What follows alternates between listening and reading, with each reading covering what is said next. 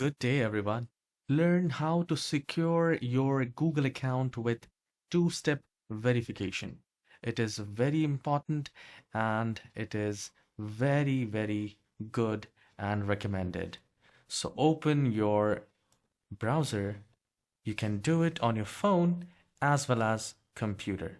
So once you have opened your browser and opened google.com, so once you're here in the home page, log into your account, and once you're logged in, at the top right corner, click on the profile icon and then go to manage your Google account. So to add the two-step verification, this comes under security. So here you will find the third one is security and sign in. The moment you click on that, the first one will be two-step verification is off.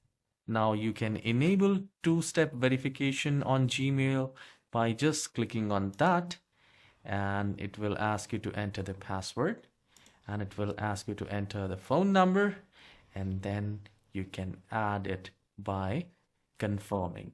So this is how you can add the two-step verification on your Google account.